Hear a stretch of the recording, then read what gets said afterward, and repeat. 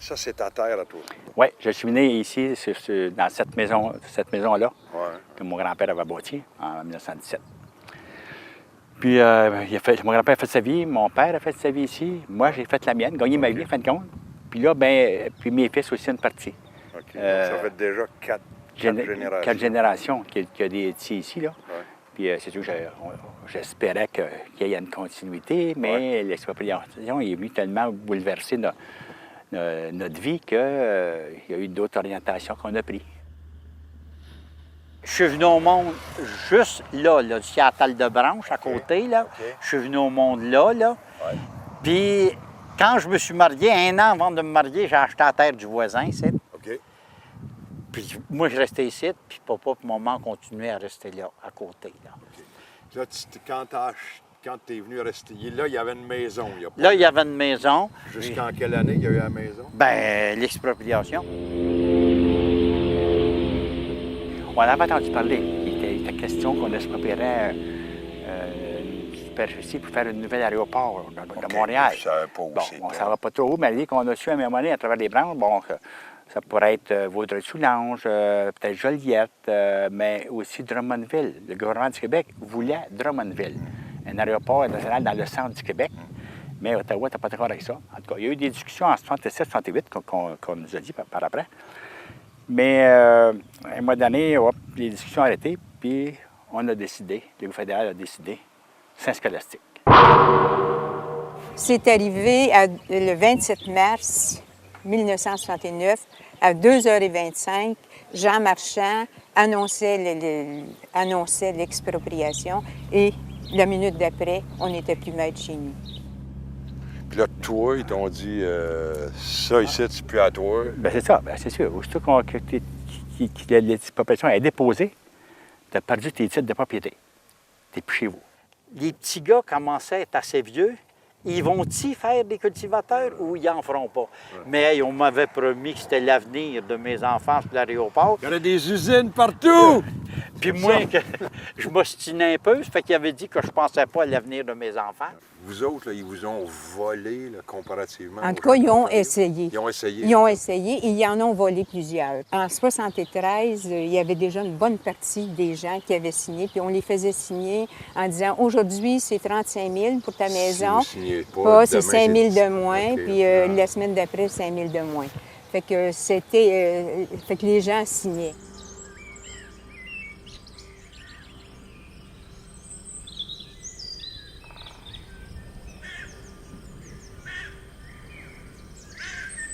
Supposément bâtir le plus gros aéroport au monde. Le gouvernement central avait exproprié 97 000 acres de terrain. Et il y avait 14 municipalités qui avaient été expropriées. 97 000 acres, 97 c'est gros 000 comment pour acres avoir de une terrain. idée de... C'est de Sainte-Thérèse à la Chute. Ça vous donne un ordre de grandeur. Si on va à Dorval, il y a 3 000 acres de terrain. En 69, oui, 96 000 c'est quoi, tu sais? Ouais. Mais là, à un moment donné, on a su, bon, à Saint-Albert, c'était exproprié, à Saint-Augustin, une partie de Saint-Augustin, Sainte-Monique au complet, une partie de Saint-Janvier, Saint-Canute, un peu dans Saint-Placide, dans Saint-Onde-des-Plaines. 97 000 acres, c'est plus grand que l'île de Laval? Oui. Oui. Fait que là, à un moment donné, juste comme ça, tu te dis, mais oui, mais là, faire du développement, t'en mets des usines.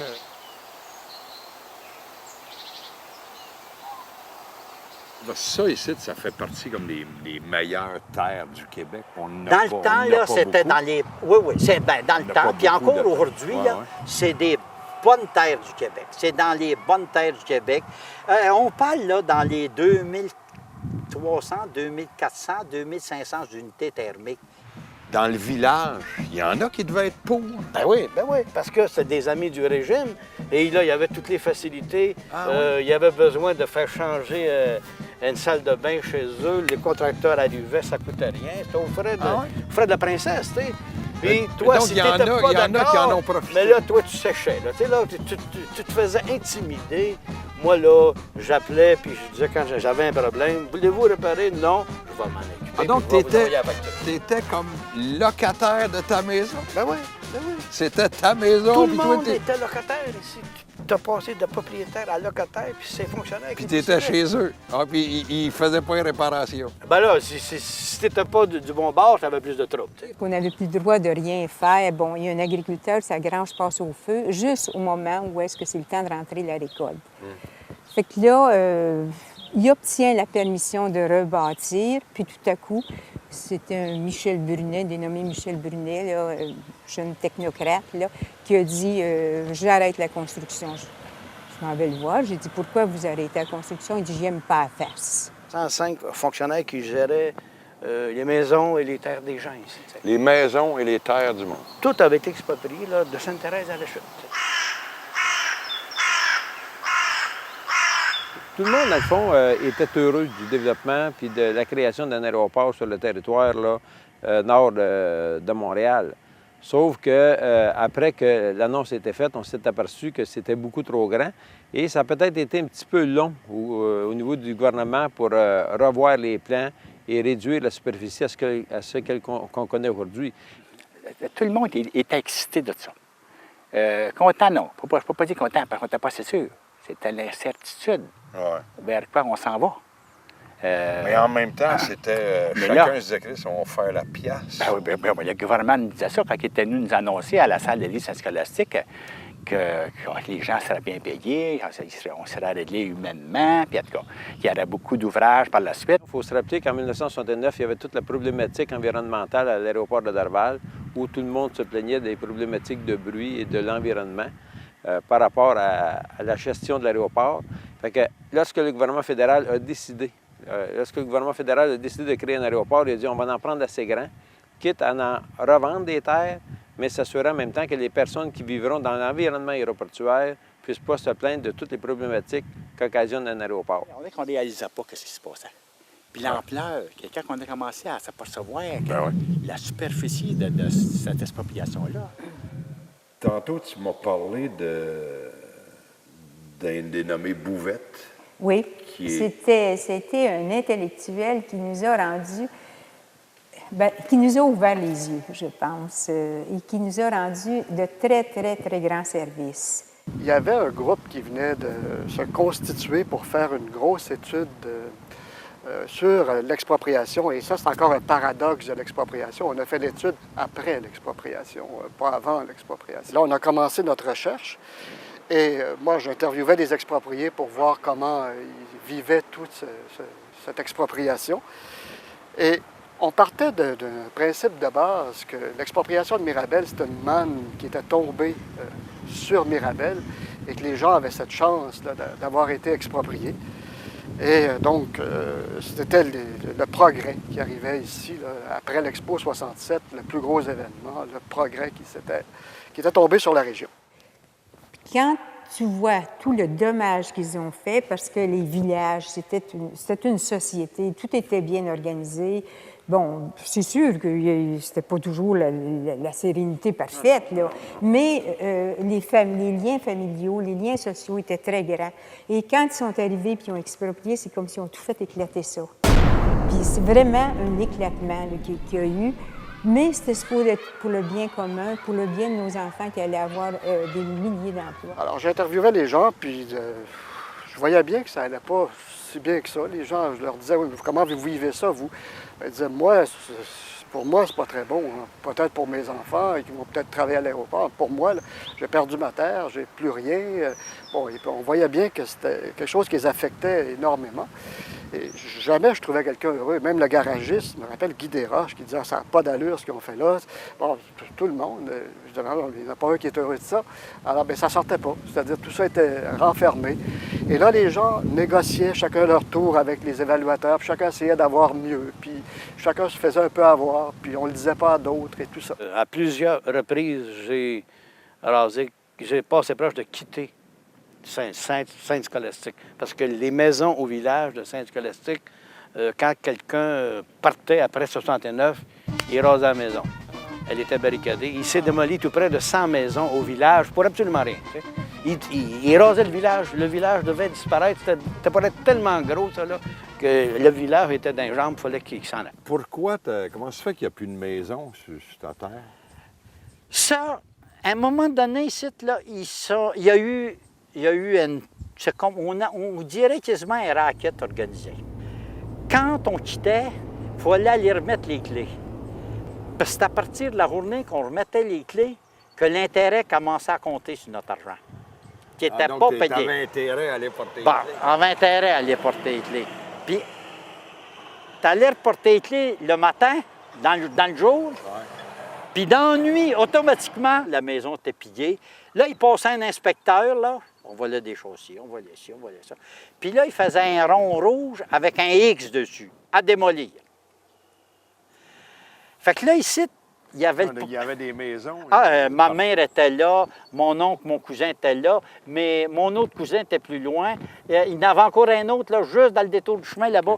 Il y en avait une en face site, il y en avait une là, il y en avait un autre entre la maison qui reste là-bas. Pourquoi est-ce qu'ils l'ont gardé? Il y en avait une autre maison entre ça. Puis là, ben, le chef pompier de Saint-Jérôme était chum avec des gars, site, là, à l'aéroport, là, pour faire des exercices de feu.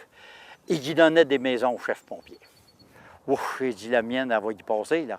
Fait que j'ai descendu le dimanche matin avec les petits gars, puis j'ai dit, on va aller faire le tour pour voir si des fois, il ne restait pas quelque chose. Je ne sais pas pourquoi, là. Puis là, je suis arrivé ici, là, il allait chercher de la paille dans la grange, il mettait ça dans un porte-manteau dans la maison, puis là, il allumait le feu, puis là, il donnait un coup de sifflet, puis les chiens partaient, là. Là, ça montait, ça cassait vite, ça rentrait dans la maison. C'était bon. Mais là, c'est ça, toi, si tu avais vécu là, c'était ta maison. Ah, les petits gars, ils n'ont pas trouvé ça drôle. Ouais. Puis ils disaient, pas, ils brûlent notre maison. Puis mon voisin, un peu plus loin, il est arrivé, puis il a arrêté, puis il revenait de la messe. Ils ont dû brûler ça durant la grand-messe. Il a arrêté, puis il dit, mais oh, on peut rien faire. J'ai dit, ça n'a pas l'air, là. J'aurais tué, là. Si ça avait été parmi, là, j'aurais tué, là. Pour moi, c'était pas rien. On ne détruit pas des maisons que du monde a mis des sueurs pour bâtir, là. On fait d'autres choses avec ça, là. On ne détruit pas ça. Là, puis quand c'était fini, là, ils rapaillaient tout. Ils l'ont assez arrosé, là, que le soir, tu n'es plus capable de le brûler en dernier, là. Parce que là, ils partaient, puis s'en allaient à l'hôtel, puis payaient la traite aux pompiers, là. Ça, là, c'est des journées... ça, c'est des journées rough. Mais quand tu... Juste le simple fait de la raconter, là, ça te... Tu oublies de te conditionner un peu, là, parce que si, sans ça, là, c'est... Ah non, je sais, c'est chez vous, Calis.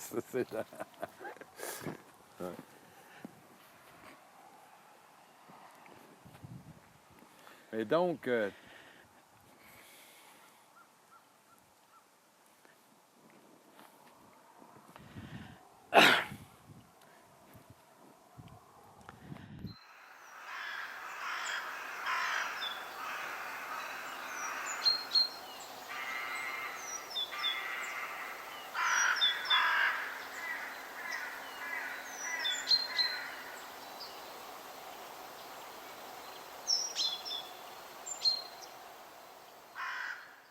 Quand je suis arrivée, j'étais très innocente.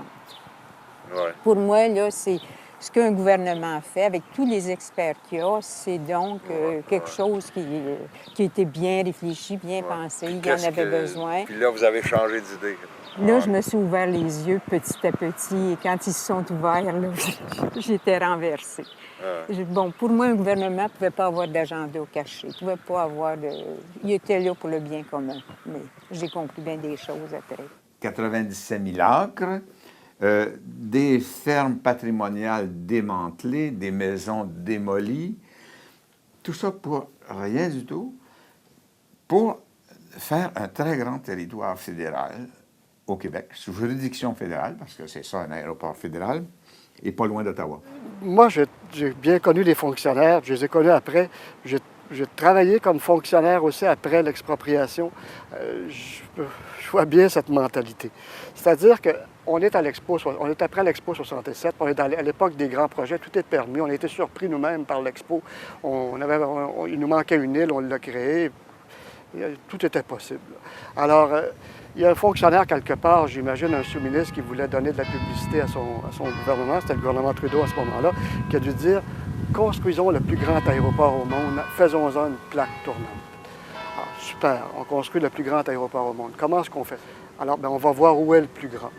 Alors, le plus grand était à Dallas, il y avait 18 000 acres.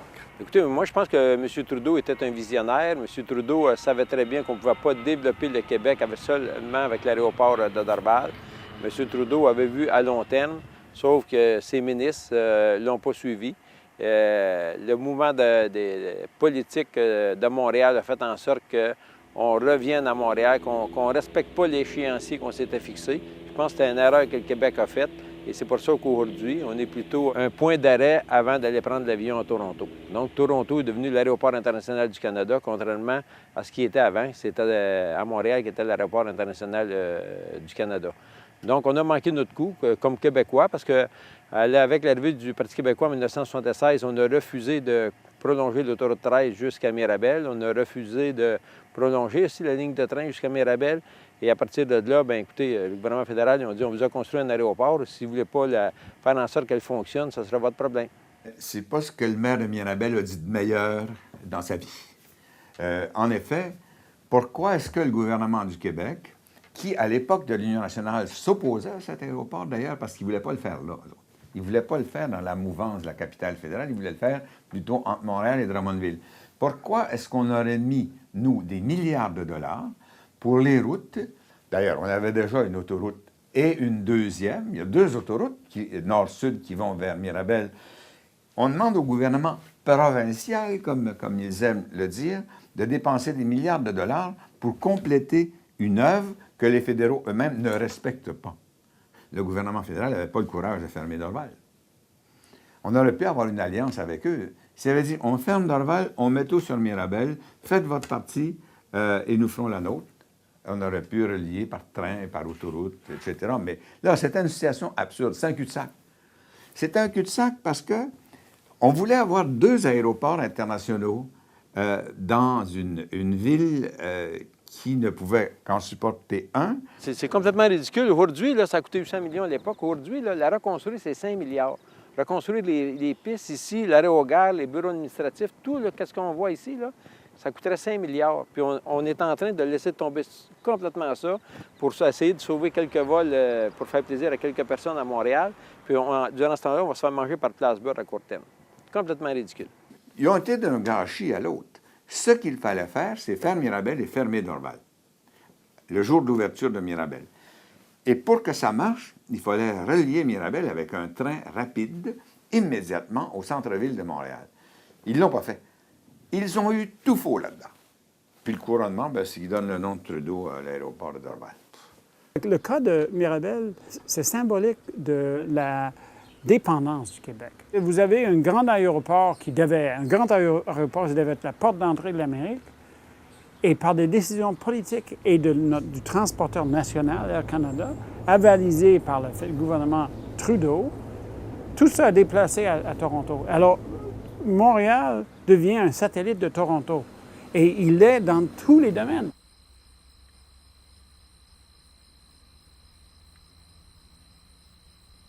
J'ai voté 2 fois pour Trudeau. Okay.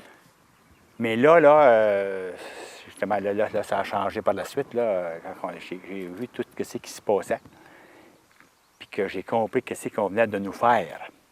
Est-ce que de façon diabolique, machiavélique, Trudeau et son gouvernement n'auraient pas pensé, en rapprochant l'aéroport au détriment des meilleures terres du Québec, en le rapprochant le plus possible de l'Ontario, qu'un jour, parce qu'il voulait que ça devienne la deuxième plus grande ville du Québec, un immense parc industriel, qu'un jour, ça fasse partie quasiment d'Ottawa, du Grand Ottawa, puis qu'il resterait seulement qu'à l'annexer. L'arrivée de Trudeau, déjà en 68, moi j'étais à Vancouver cet été-là, quand il y a eu la Trudeau-manie, et j'ai remarqué, parmi les gens que je connaissais, qu'ils voyaient Trudeau comme une façon de mettre le Québec, mettre les French à leur place. Déjà, ah oui, c'était clair et net que c'était ça. Et même si vous lisez l'autobiographie de Jean Chrétien, comme dans La Fosse aux Lions, il raconte une histoire où il a dit qu'ils essaient de courtiser des conservateurs de l'Ouest. Et dans cette histoire-là, puis ça sort beaucoup plus dans la version anglaise de son autobiographie, il dit, il a rencontré un conservateur qui a dit, well, if Trudeau's the guy who can put the frogs in their place, I'm for him. Vraiment, il a dit dans ces mots-là. Puis Chrétien a dit, bon, ben c'est parfait, on le prend quand même. D'abord, Pierre Elliott Trudeau, quels que soient les mérites que le reste du Canada peut lui trouver, au Québec, n'est pas un homme populaire. Si vous demandez, avez-vous de l'estime pour René Lévesque ou pour Pierre Elliott Trudeau, Lévesque est des années-lumière en avant. Parce que les Québécois ont bien compris l'œuvre de Trudeau et l'attitude de Trudeau. Le Canada anglais, en général, voulait que le Québec et le français, parce qu'il faut le dire que c'est toute une vision du français au Canada. Et cette vision de ça, c'était que le français avait sa place, c'était à la maison, c'était une minorité, il fallait qu'il reste ça. Et dans les années 60, il y avait un mouvement, comme on le sait, là, le mouvement politique, et il y avait maintenant, à ce moment-là, il y avait le FLQ, mais il y avait tout un mouvement qui exigeait des changements dans la structure du Canada.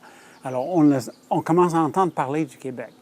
Alors que pour l'histoire, les Canadiens anglais, puis ma famille aussi, voyaient le français comme une langue de deuxième ordre. Deuxième ordre. Même s'ils ne parlaient pas un mot de français, ils parlaient « Oh, that's French Canadian ». C'est pas du français. C'est un patois. Et le Québec, à ce moment-là, voulait plus, n'acceptait plus ce statut-là.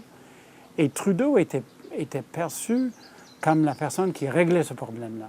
C'est pour ça que le Canada, les Canadiens anglais, encore, ils l'aiment, mais c'est parce que c'est la négation même de l'existence d'une nation québécoise. J'ai décodé le personnage déjà à la fac de droit, quand il était notre prof. Moi, mes tendances indépendantistes commençaient déjà à s'affirmer. Et il m'a dit un jour, « Bernard, comment veux-tu que l'indépendance donne du génie à un peuple qui n'en a aucun? » C'est la phrase la plus méprisante que j'ai entendue sur le peuple québécois et sur n'importe quel peuple. Je disais, les Maliens au Mali n'ont aucun génie. Voyons. Alors, il a dit ça, et quelques mois plus tard, il l'a écrit dans Cité libre. Alors, il fallait vraiment qu'il soit convaincu. Ce n'était pas juste une conversation avec son étudiant, là. C'était sa conviction profonde. Et il a agi de cette façon-là, et de façon cohérente, pendant des années. Trudeau, ben non, j'ai bien réalisé que lui, là, c'est pas travaillé pour nous, les francophones de notre pays. En tout cas, c'est travailler, moi, je n'ai pas ressenti ça dans l'expropriation qu'on m'a faite. Dans ton ici, c'était clair. Et Trudeau était celui qui incarnait la guerre contre le Québec. Et c'est pour ça que c'est une insulte terrible. Une insulte à l'intelligence et qu'on nomme cet aéroport. Bon, il y a beaucoup d'autres choses, mais aussi Trudeau est un homme qui a enfermé et emprisonné des gens sans aucune raison.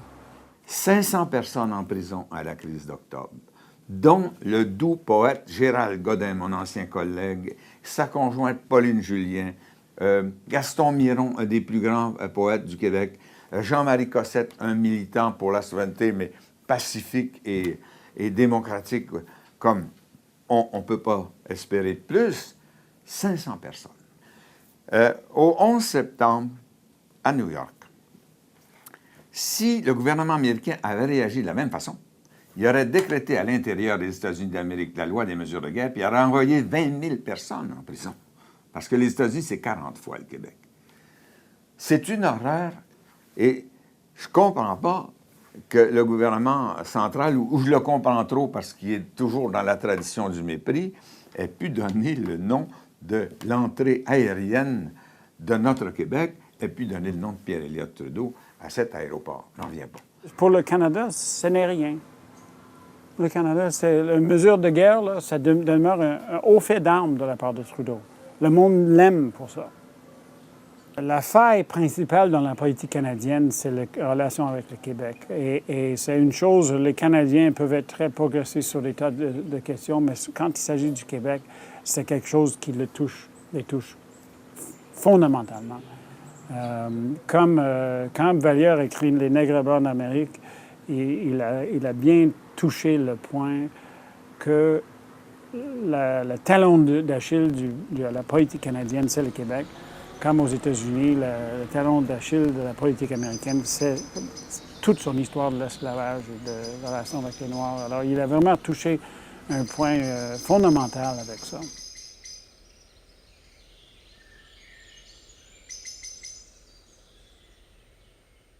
Mon rôle dans tout ça, moi, ça a été d'abord de sortir cette lutte ou cet événement de l'isolement. Et c'était pas facile parce qu'il y avait 14 villages d'expropriés. 14 villages, c'est gros. Je pensais que j'aiderais les agriculteurs et les résidents à mieux négocier leur règlement, mieux négocier leur location pour l'avenir. Et je me suis vite aperçue que la bonne foi du gouvernement, Là, elle n'existait vous avez pas. finalement compris comment ça marchait, Ben, l'État. j'ai peut-être pas tout compris, Non, mais en tout cas, j'ai plus la même pensée là, face au gouvernement. Alors, comment unifier ces 14 villages, dont Saint-Janvier qui était urbain, de tout unifier ça ensemble et d'en faire une lutte commune. Ça a été vraiment le défi qu'on a relevé. Là-dessus, je dirais que j'ai apporté une certaine contribution. Il y a eu l'expropriation de Pickering en Ontario qui nous a montré comment un gouvernement pouvait avoir 2 poids, 2 mesures. On a comparé le prix des terres à la valeur, à l'évaluation municipale, et on s'est aperçu finalement que les valeurs municipales étaient à peu près les mêmes que Mirabel, c'est-à-dire que ça se ressemblait énormément. Et sauf que les terres qu'on payait 200 $ à Mirabel étaient payées 2000 à Pickering. Et en plus, ils ne payaient pas de loyer depuis 2 ans. Il y a 2 ans qu'ils étaient là, ils ne payaient pas de loyer depuis qu'ils avaient été expropriés, et nous, on en payait à Mirabel. Alors là, on trouvait que ça n'avait pas de sens. Le gouvernement du Canada a dit, vous comparez des patates et des oranges. C'était pas des patates et des oranges, comme je le disais, les prix étaient relativement semblables à l'évaluation municipale. Alors, on a organisé une manifestation à Mirabel. Fait qu'on avait fait un étalage de patates, Québec, puis un étalage d'oranges, Ontario. Puis, en tout cas, on avait préparé des chansons. Le démon sort d'Ottawa pour voler nos terres. Et quand, à part de ça, c'est que les libéraux avaient organisé des autobus pour venir remplir la salle, pour pas que nous, on ait de place. Remplir la salle de la salle qu'eux avaient louée. De libéraux, c'est ça, pour applaudir les... autour. C'est ça. Et puis, nous, comme on avait l'organisation était rendue assez solide, on avait nommé des gens, puis on avait pris les mieux bâtis de chaque paroisse, puis on avait dit, vous vous mettez à la porte, et si ce n'est pas un exproprié, c'est dehors. 2 poids, 2 mesures. Là, on a dit 2000 $, pour 200, pas de loyer.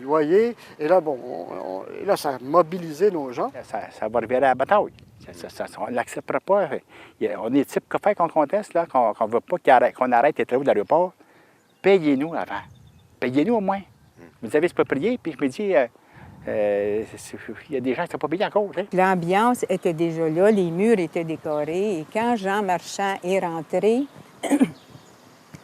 c'était lui qui devait conduire la réunion, mais on a décidé qu'on conduirait. Fait qu'on avait préparé ce qu'il fallait dire. Et puis, quand il est rentré puis il a vu l'étalage d'oranges et de patates, il dit « C'est fort, c'est fort. » Il dit quand j'étais dans le syndicat, il dit bon, j'aurais fait du pareil. Bon.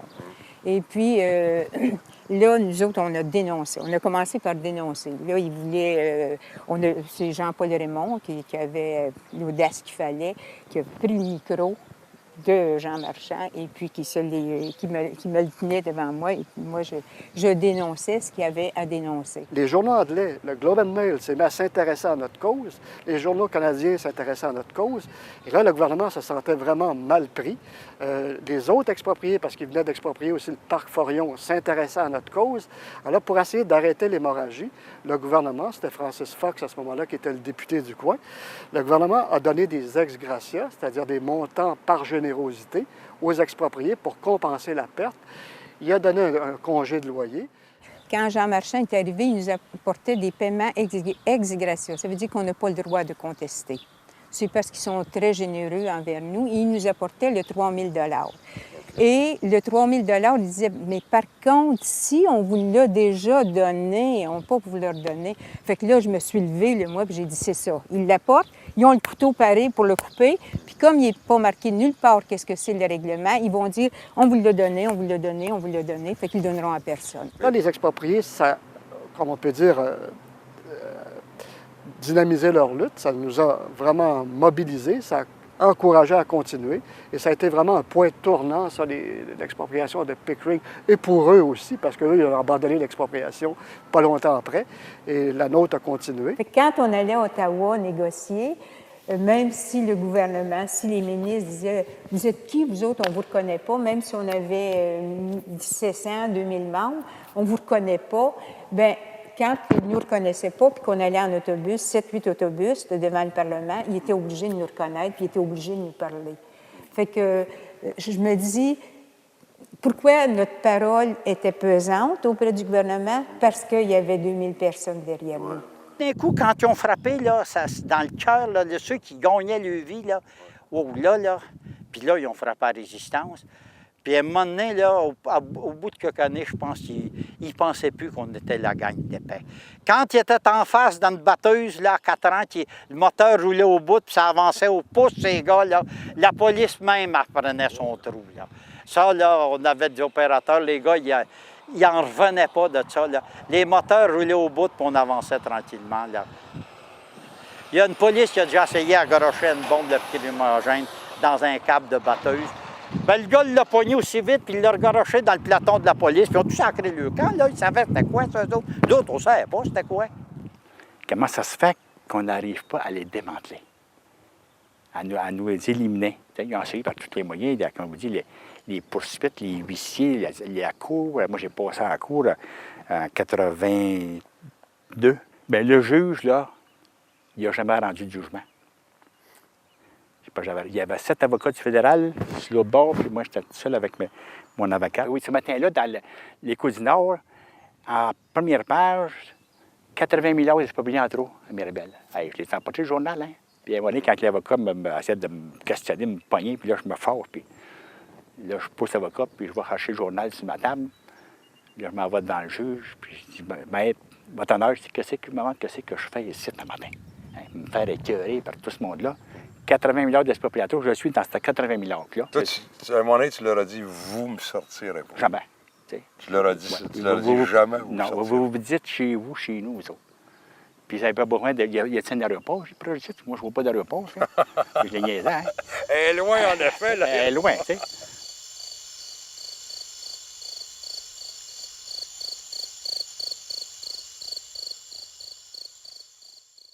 Quand on a commencé, j'ai rencontré les expropriés à Saint-Scolastique. Je leur ai dit, ça va aller vite. Parce que je n'étais pas le premier avocat au dossier. Il y avait, je pense, eu 6-7 bureaux d'avocats avant moi. Ils sont venus chercher à Québec. J'ai dit, j'ai une façon de travailler. Je vais l'exposer aux cultivateurs. Puis ils m'ont invité à Saint-Scolastique. Puis j'ai expliqué ça publiquement. J'ai dit, si vous embarquez avec moi, si j'accepte votre dossier, voici comment je fonctionne. Puis vous prendrez votre décision à la fin de la soirée. C'est ce qu'ils ont fait. 3 étapes. On prend des procédures, si évidemment c'est possible. Convoque la presse, on donne des informations les plus précises à la presse, les plus précises que possible, puis on fait reculer les politiciens. Malheureusement, on s'est rendu compte qu'avec le Parti libéral, plus on avait une procédure qui était bonne avec des bons experts, plus ils engageaient des bons avocats pour nous combattre, à coût de millions de dollars. Avec Guy Bertrand, l'avocat, on est allé à Dallas, puis on a rencontré le président de l'OACI, l'Organisation de l'aviation civile internationale. Puis on a dit 18 000 acres à Dallas, est-ce que c'est suffisant? Parce que Dallas, c'était le plus gros aéroport au monde à ce moment-là, le plus grand aussi, mais le plus gros. Alors il a dit, monsieur, c'est beaucoup trop.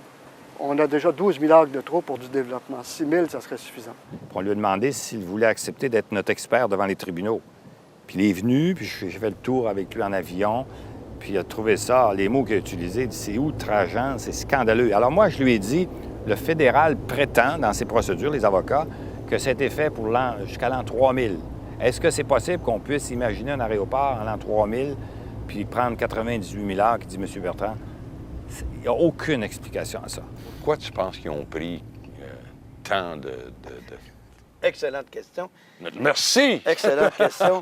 Et ça, on a découvert ça quand on était en cours, dans les années 78, pour rapatrier une partie du territoire qui était en trop. Et on a eu accès à un document, supposément top secret, du Conseil des ministres de 1968-9, qui disait bien qu'il y avait besoin de 10 000 acres. C'est toutes les études, il disait, là. okay. Il disait très bien. Déjà là, c'était dénoncé par le gouvernement du temps de Jean-Jacques Bertrand, le gouvernement de l'Union nationale, qui disait que c'était scandaleux parce qu'on prenait des terres pour d'autres fins que l'aéronautique. Donc, c'est dans ce sens-là que je dis que c'est un vol. Donc, la plus-value que les terrains et les terres gagneraient autour de l'aéroport était pour être revendue pour payer l'opération. OK. On a C'est bien exproprié. C'est bien fait. On a exproprié pour se faire financer avec ce qu'on avait exproprié pour revendre. C'est illégal, ils n'ont pas le droit de faire ça. Mirabel, ils ont exproprié 95 de trop que ce qu'il y avait besoin.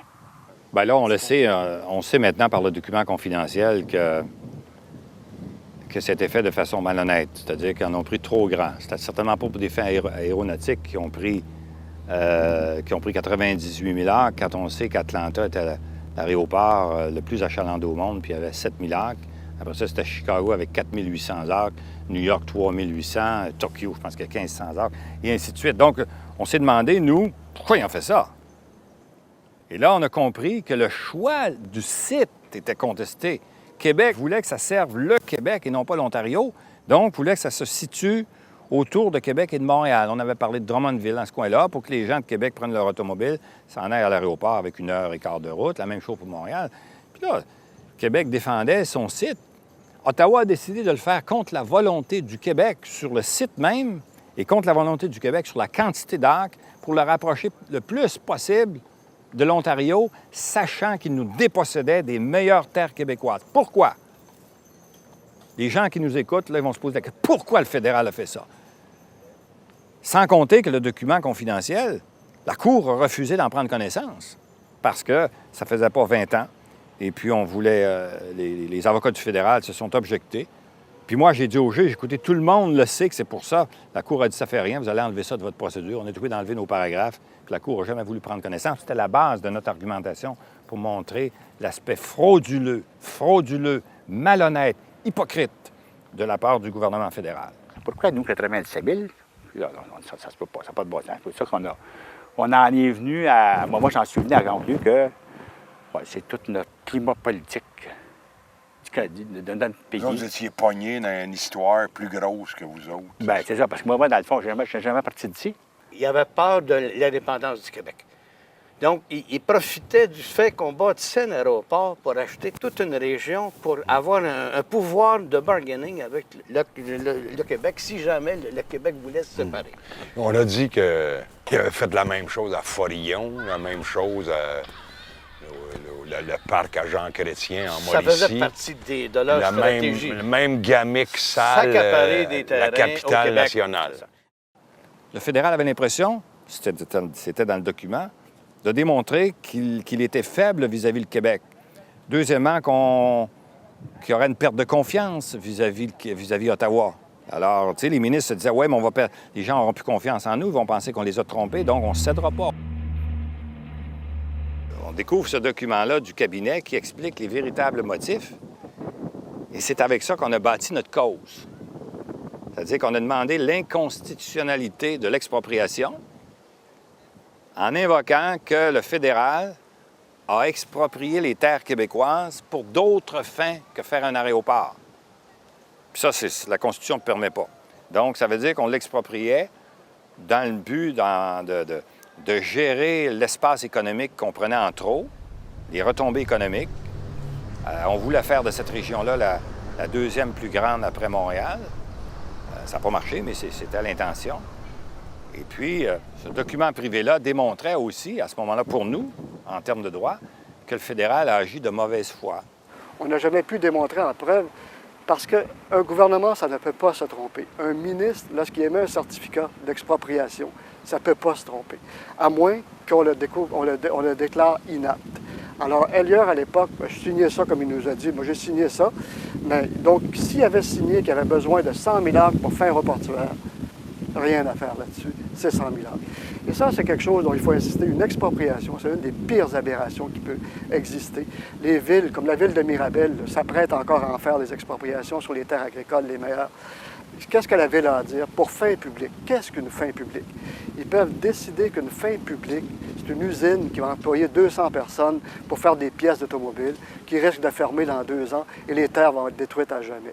C'est ça des fins publiques. Et pour fin publique, même une municipalité a des pouvoirs d'expropriation. Alors le gouvernement fédéral lui en avait des pouvoirs suprêmes parce que le Queen can do no wrong, la reine ne peut pas se tromper. Donc on était presque incapable d'aller démontrer qu'il y avait un mal de fait. On venait de gagner une injonction, c'est-à-dire gagner une injonction en partie. 2 juges ont dit on ne peut pas vous accorder une injonction contre la couronne, mais vous, fédéral, ce que vous faites là, vous allez causer des dommages terribles aux expropriés, donc vous seriez peut-être mieux de ne pas rétrocéder les terres comme vous avez pensé de le faire aux locataires. Puis un des juges a dit, le juge Hugeson, il dit c'est pas vrai ça. Il dit moi je crois qu'on peut émettre une injonction contre la couronne fédérale. Puis lui était d'accord. Donc on venait de gagner une victoire morale extraordinaire. Puis là, il y a des élections dans l'air. J'ai recommandé modestement à M. Raymond et à Mme Lafont et aux autres, M. Bouvette. En tout cas, nous sommes venus d'accord, je ne suis pas le premier qui l'a recommandé, qu'il faut absolument qu'ils travaillent avec un nouveau parti, avec le Parti conservateur, puis d'essayer d'avoir une promesse formelle de M. Mulroney. Une promesse formelle, un engagement formel que s'il prend le pouvoir, une des premières choses qu'il réglera, c'est le sort des expropriés de Mirabel. Et ils ont obtenu, nous avons obtenu cette promesse de M. Mulroney.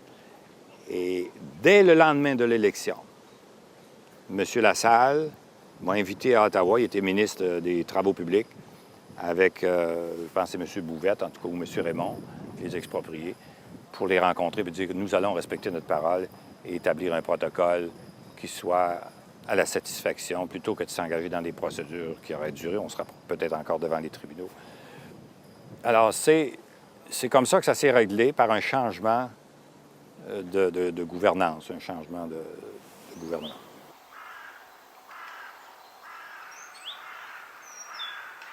Ce qui a fait réussir la cause, c'est que les familles se sont embarquées, pas juste les hommes.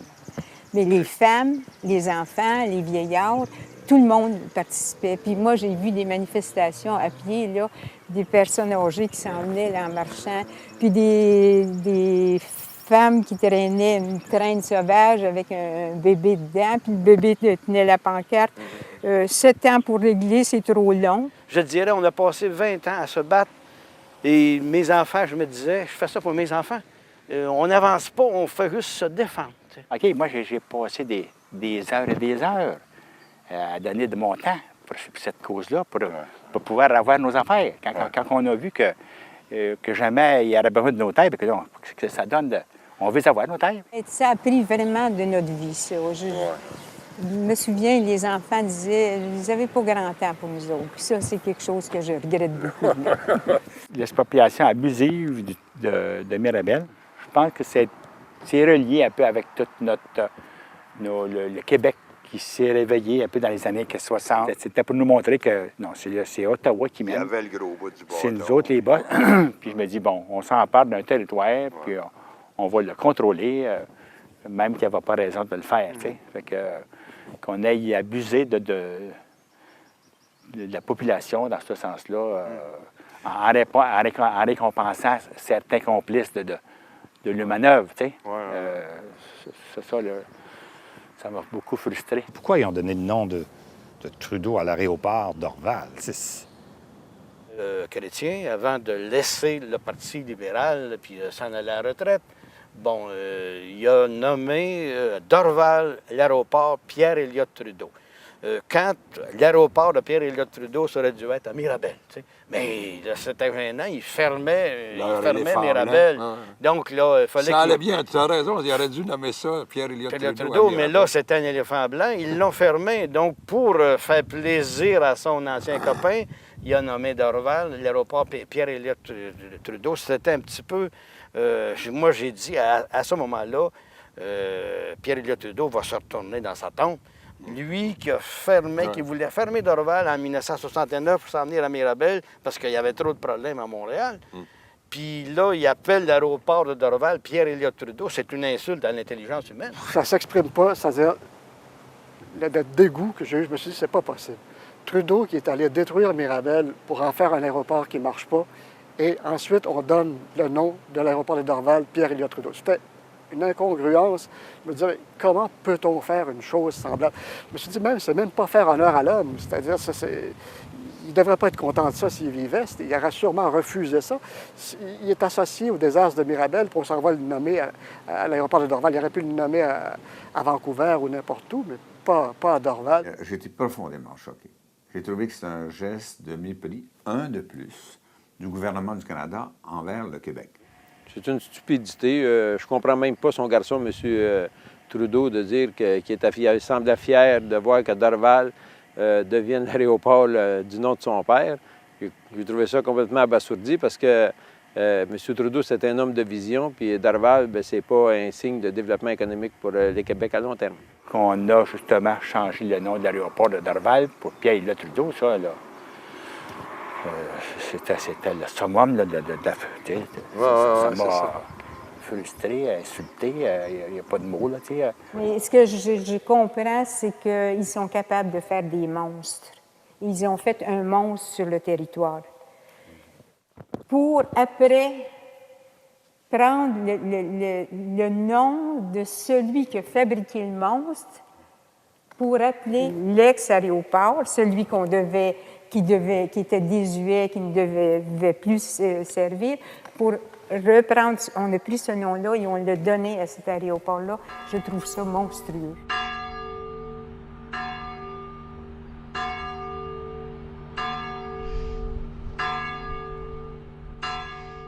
Trudeau, il savait jouer avec les Québécois. Hein? Il savait très bien jouer avec toutes sortes de sentiments. Et puis alors ça, c'était la raison pour laquelle il était tellement aimé au Canada. Mais les Québécois savent qu'ils se sont fait avoir avec Trudeau. Ils se sont fait berner par Trudeau. C'est pour ça que le Canada applaudissait la nomination, quand ils ont nommé l'aéroport Trudeau. Et le Québec était mal à l'aise, était insulté par ce geste-là. L'indépendance nationale du Québec est au cœur de ma vie citoyenne. Je pense que c'est un combat qui doit non seulement ne pas cesser, mais s'intensifier. Et la première raison, c'est pas l'économie, c'est pas les finances, c'est pas le déséquilibre fiscal, même si tout ça, ce sont de mes spécialités. La première raison, c'est la dignité. Et se faire imposer le nom de Pierre-Éliott Trudeau pour la porte d'entrée à notre territoire national, c'est un geste qui aurait dû avoir des conséquences beaucoup plus graves au Québec. Il faut qu'on se réveille à un moment donné. Mirabel, c'est un exemple de notre acceptation de notre propre malheur, de notre facilité d'oublier rapidement ceux qui nous ont craché dessus. C'est pas vrai, notre devise, je me souviens. On se souvient de rien. Si on se souvenait, mais ça ferait longtemps que le Québec serait un pays. La mémoire est trop faible quand il s'agit d'événements politiques. On dit que Mitch, ou on dit que ces choses-là, c'est de l'histoire ancienne. Mais voyons donc, c'est l'histoire récente. Ça touche à notre vie, à nos vies quotidiennement. J'ai été avocat des expropriés, je les ai vus souffrir, j'ai combattu devant les tribunaux. Je sais très bien que mes adversaires ont été bien récompensés pour leur travail, vers des belles nominations. Puis ça fait partie du système. Bon, est-ce qu'on s'en scandalise? Bien, pas du tout. Le système est comme ça. Vous savez, le plus fort, il est plus fort, puis le plus riche est plus riche, puis il donne ce qu'il veut, puis il fait ce qu'il veut, puis nous autres, on se débat comme on peut. Il ne faut jamais arrêter de se battre, même si, par moment, c'est pas populaire. On avait l'air des chialeux dans les années 70. Hey, ils ont été expropriés, ils sont riches, pourquoi ils se plaignent, ils sont gâtés? Non, on n'était pas chez nous. Après la lutte des expropriés, moi, je me disais, il me semble que si on se mettait tous ensemble et si on comprenait ce qui se passe, si on comprenait ce dont ils sont après nous exproprier, parce qu'ils nous exproprient de plein de choses, autrement, mais ça se fait lentement, c'est comme du poison à petite dose, ça fait qu'on l'absorbe, puis on ne réagit plus. Ça, je trouve ça regrettable. Quand vous rentrez au Québec, en avion, réfléchissez au personnage qui est Pierre-Éliott Trudeau. Ça va vous consolider dans votre désir d'indépendance nationale. Mince consolation.